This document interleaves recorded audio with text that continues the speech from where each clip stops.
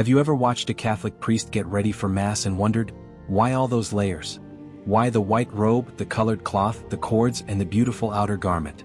Well, every piece he wears isn't just clothing, it's a symbol of heaven.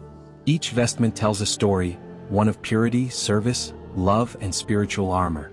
Let's walk through them together. The amice, the helmet of salvation. The first vestment is called the amice. It's a simple piece of white linen placed over the priest's shoulders and around his neck, then tied close to the chest. To an outsider it might look like a scarf, but to the priest it's much more. It's his spiritual armor. The Church calls it the helmet of salvation, inspired by Ephesians 6 verse 17, where St. Paul speaks about putting on the armor of God to resist the attacks of the devil. As he places it on, the priest silently prays for purity of mind, that his thoughts may be guarded as he prepares to celebrate the mysteries of faith. The alb, the garment of purity. Next comes the alb, from the Latin albus, meaning white. It's the long, flowing white robe that represents purity, the clean heart and soul of someone renewed in baptism. The alb reminds both the priest and all the faithful that before standing at the altar, one must first stand before God with a pure heart. It's like wearing the joy of baptism again, a symbol that we are clothed not in pride or status, but in the grace of Christ.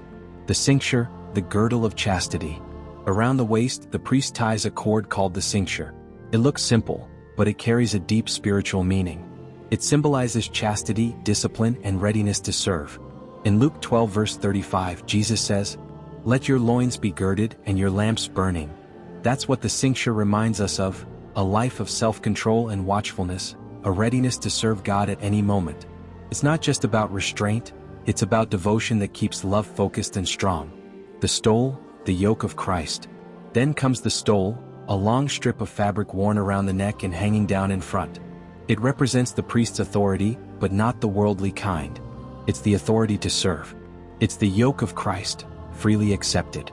A reminder that the priest's power comes not from himself, but from the one he represents, Christ the high priest.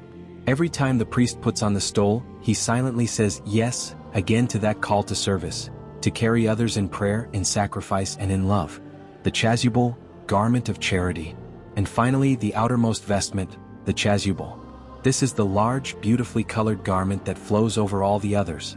It's called the garment of charity, because charity, love, covers everything. Without love, every action, every ritual, every word would be empty. The chasuble reminds the priest that every Mass he celebrates must be an act of love, for God and for the people he serves. The colors of the chasuble change with the Church's seasons. White for joy, purple for penance, red for sacrifice, green for hope. But love is always the thread that holds it all together. When the priest is fully vested, he is no longer just himself. He stands in persona Christi, in the person of Christ.